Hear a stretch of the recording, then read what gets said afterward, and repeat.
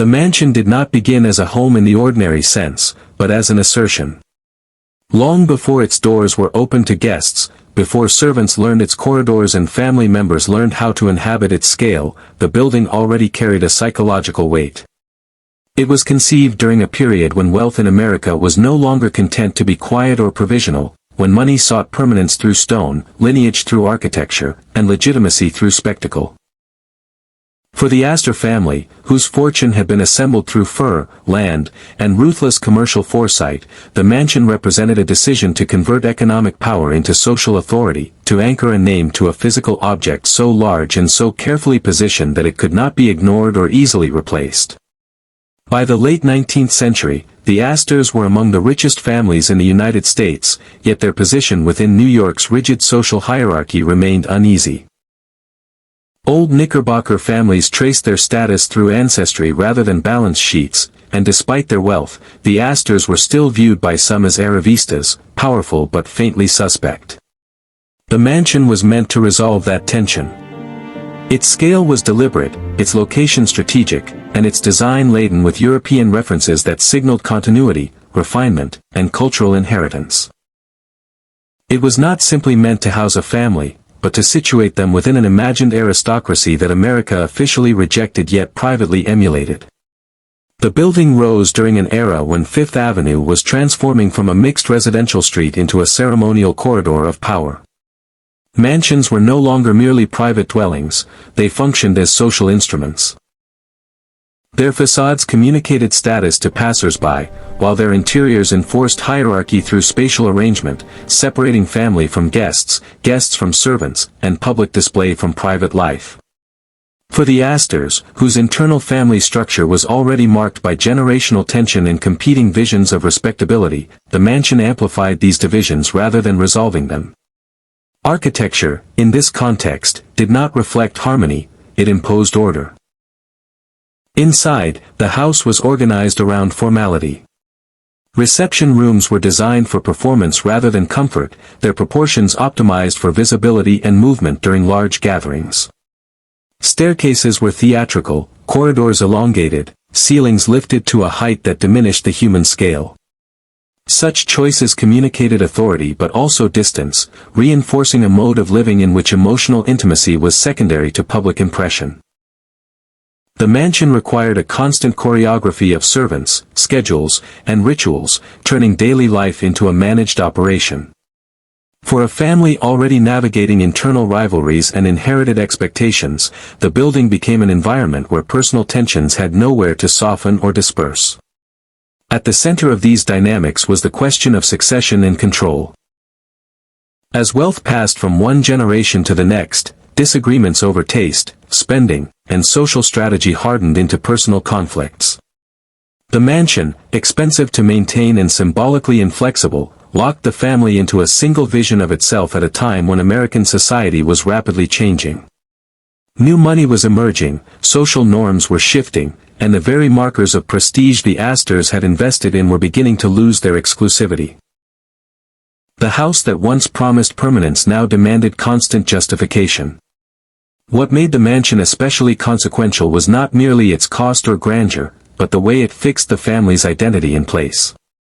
Decisions about renovations, entertainments, and public appearances became proxy battles over who the Astors were and who they were allowed to become. Younger members of the family, less invested in the codes that had governed Gilded Age society, found the house constraining, while older figures viewed any deviation as erosion. The building became a site where generational anxiety was enacted daily, its rooms silently reinforcing a hierarchy that no longer aligned with lived reality. Over time, the symbolic clarity the mansion once offered began to fracture. Social gatherings that were meant to reaffirm status instead exposed how fragile that status had become, as rivals built larger houses, hosted more extravagant events, or bypassed traditional social structures altogether. The Astor Mansion, once an emblem of dominance, increasingly read as defensive, its scale a reminder of a moment when the family believed that architecture could stabilize legacy. In trying to anchor themselves too firmly, they limited their ability to adapt. The mansion did not cause the family's decline on its own, but it concentrated pressures that might otherwise have dispersed. It tied identity to property, authority to walls, and legacy to a single, immovable form.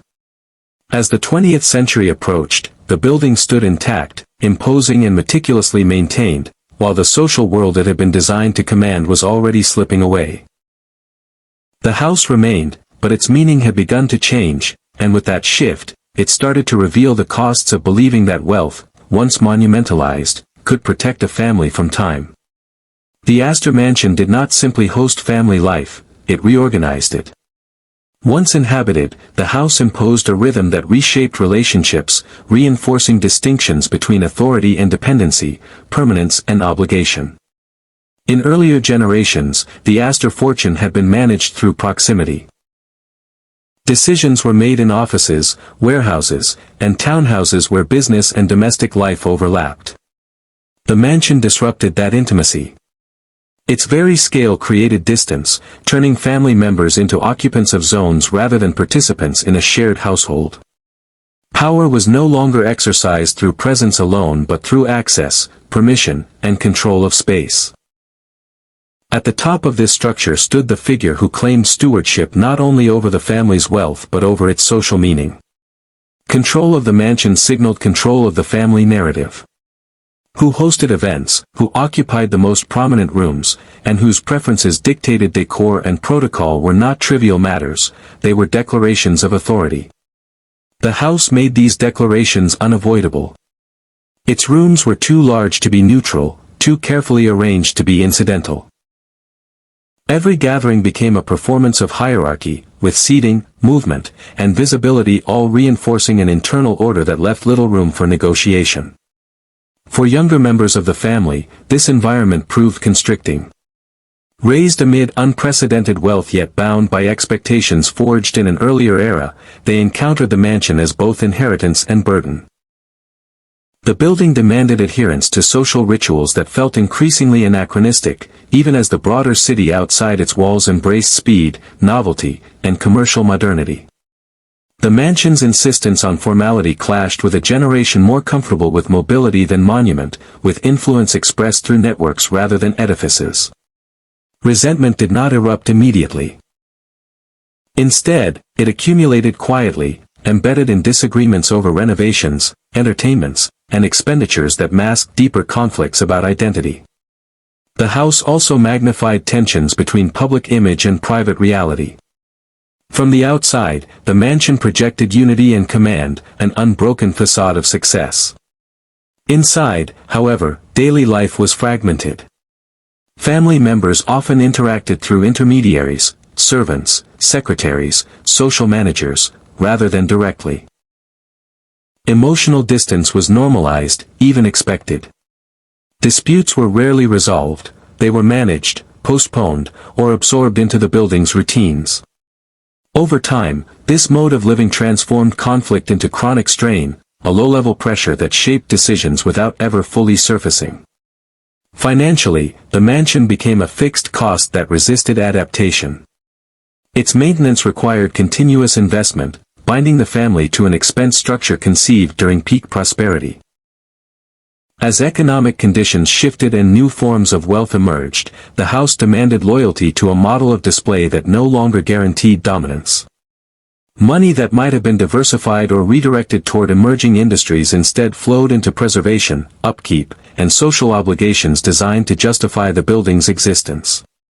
The mansion, once a symbol of surplus, increasingly functioned as a constraint. Externally, the social landscape that had given the mansion its meaning was eroding. The exclusivity of Fifth Avenue weakened as new neighborhoods, new elites, and new forms of cultural capital gained prominence. The rigid social codes enforced by architecture and etiquette could no longer keep outsiders at bay. The Astors found themselves competing not only with rival families but with an entirely different conception of success, one less reliant on lineage or place. The mansion, immovable and resolute, embodied a strategy that assumed continuity where disruption was becoming the norm.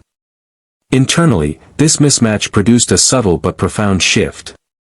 Authority that had once flowed naturally from wealth and position now required constant reinforcement.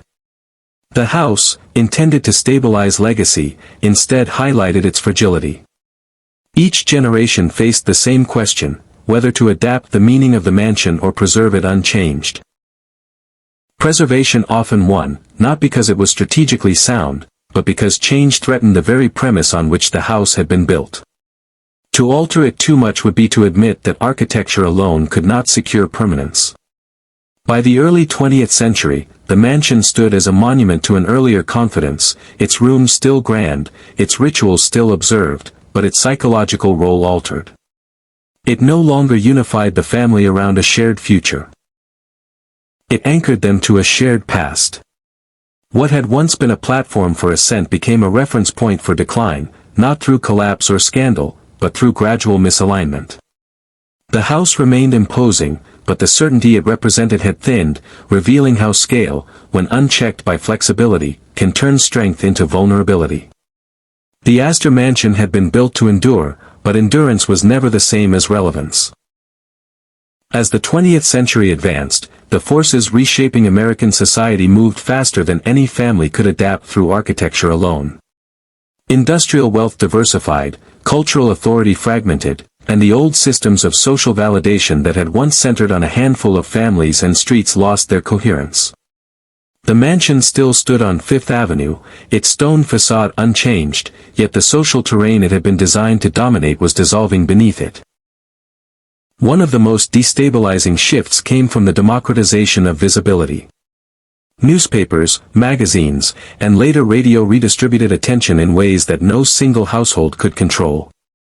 Prestige was no longer conferred exclusively through invitation lists and private salons, it circulated publicly, shaped by spectacle, scandal, and novelty.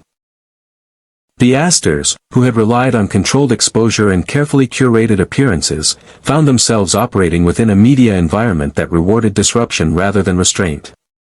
The mansion, once a gatekeeper of access, became porous in its symbolic power, unable to filter how the family was perceived beyond its walls. Social rituals that had once functioned as tools of exclusion began to lose their authority.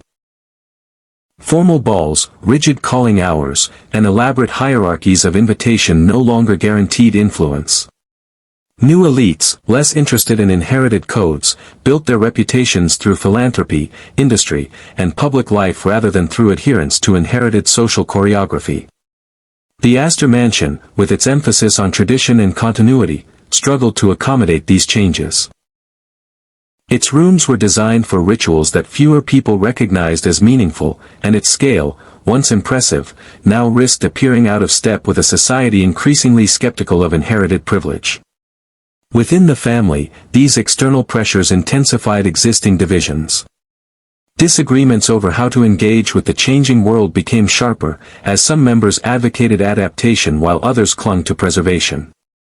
The mansion itself became a focal point for these debates. To modernize it too aggressively would undermine its symbolic authority, to leave it untouched would freeze the family in a posture that fewer outsiders respected. The building thus trapped the family in a cycle of compromise that satisfied no one fully, each decision reinforcing the sense that their most visible asset was also their greatest liability. Financial realities compounded these tensions. The cost of maintaining a mansion of such scale grew steadily, even as the returns on social investment diminished. Where lavish entertainments had once translated into influence, they now produced diminishing returns, their impact diluted by a broader culture of excess. Funds directed toward upkeep and display increasingly competed with opportunities for reinvestment elsewhere. The mansion demanded loyalty to a vision of wealth that was becoming less efficient, less flexible, and less persuasive. At the same time, urban transformation altered the physical context that had once elevated the house. Fifth Avenue evolved from a residential enclave into a commercial corridor, its mansions gradually replaced or repurposed as retail spaces, offices, and institutions. Each neighboring demolition or conversion chipped away at the environment that had given the Astor Mansion its meaning. Standing amid change, the house appeared less like a commanding presence and more like a holdout, its symbolism dependent on a landscape that no longer existed.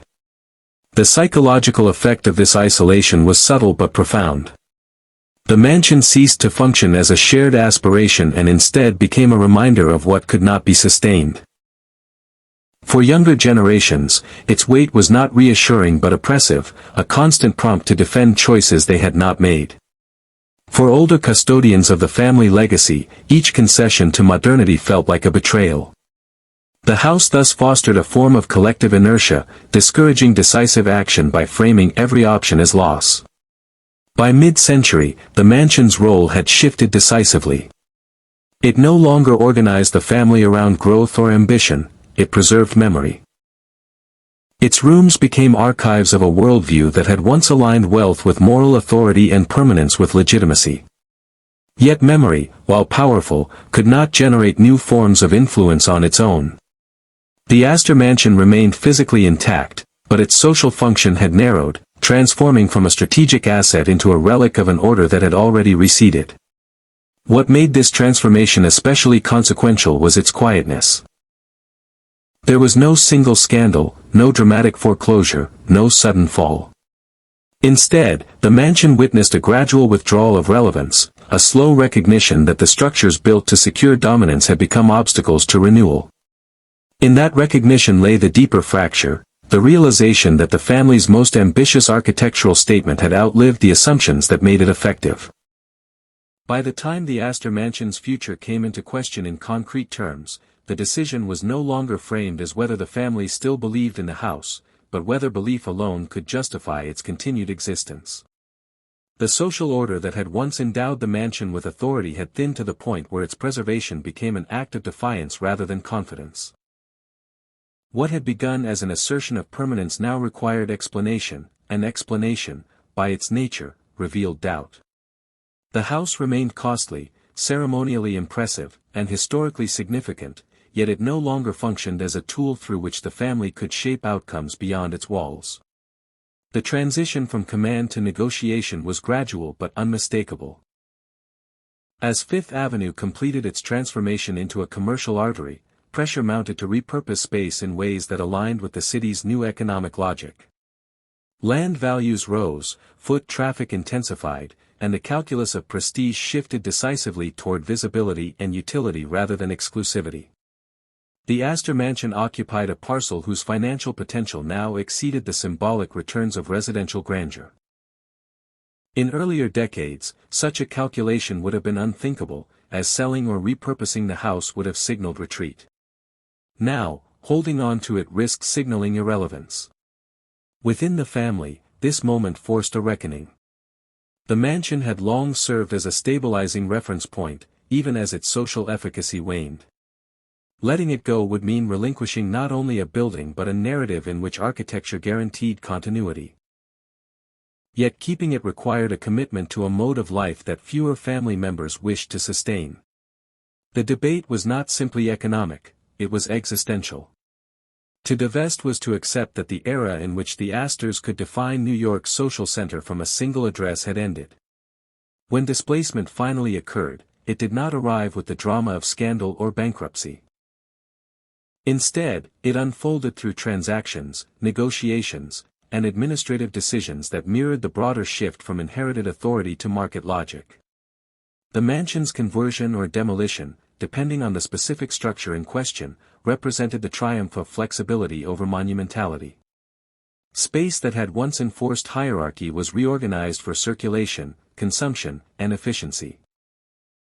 The walls remained, or were removed, not because of moral judgment, but because the city's priorities had changed.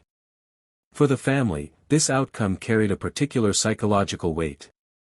The mansion had been the site where internal hierarchies were rehearsed and external legitimacy performed. Its loss dissolved a shared stage, leaving family members to navigate identity without a unifying physical anchor. This did not immediately fracture the family, but it altered the terms on which cohesion had been maintained.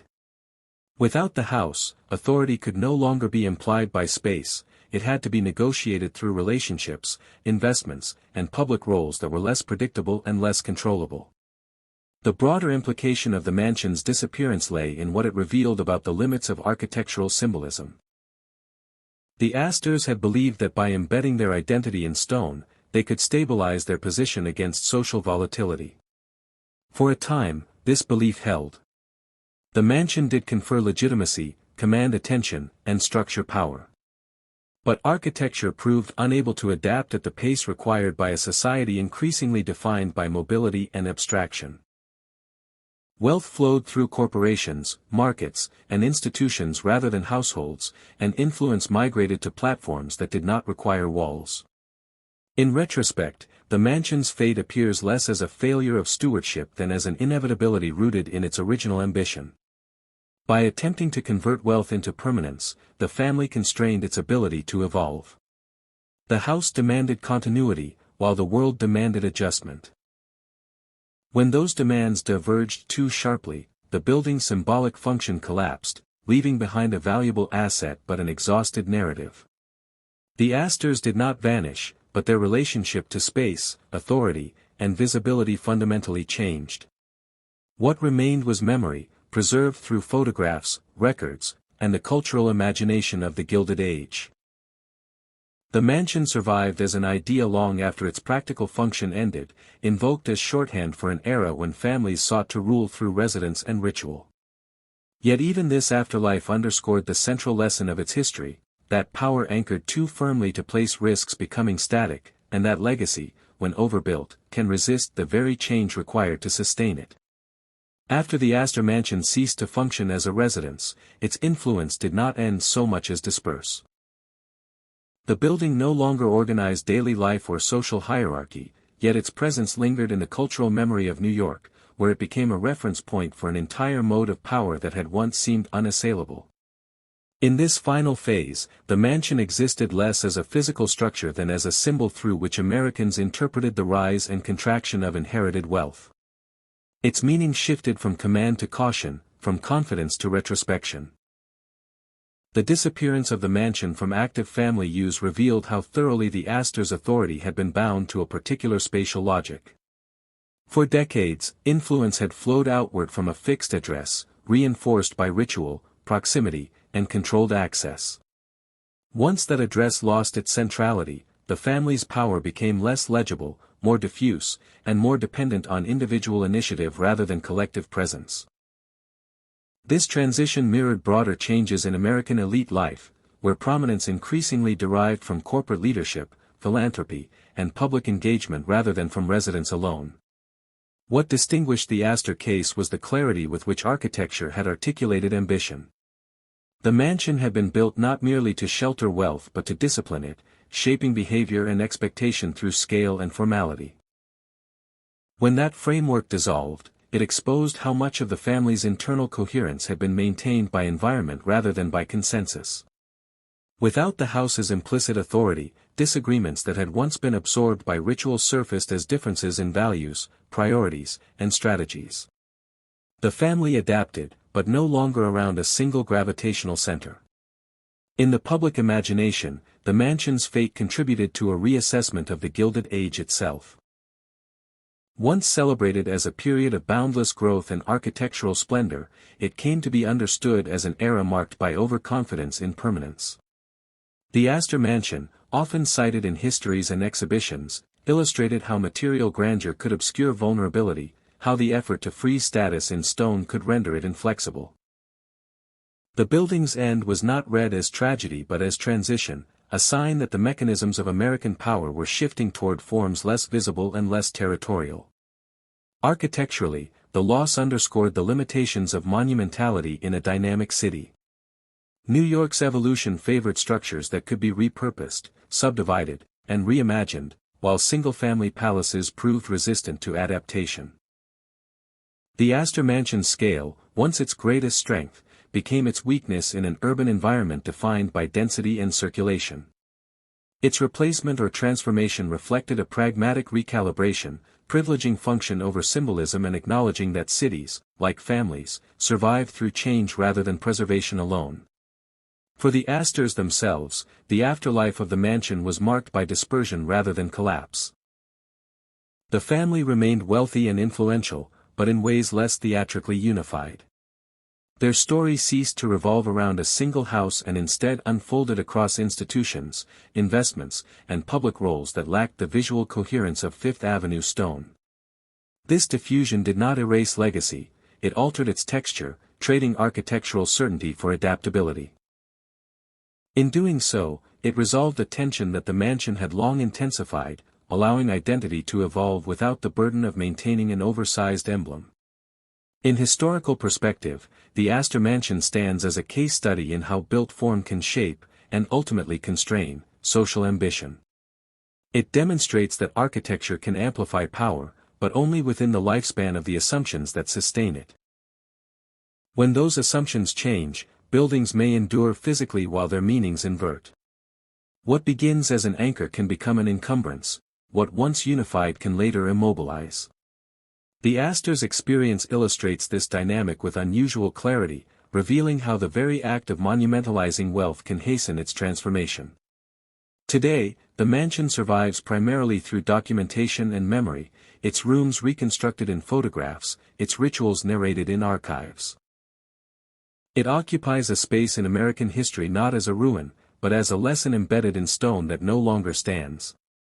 Through its rise and obsolescence, it charts the arc of a family and a city learning, slowly and unevenly, that permanence is not guaranteed by scale, and that legacy, to remain alive, must remain capable of change.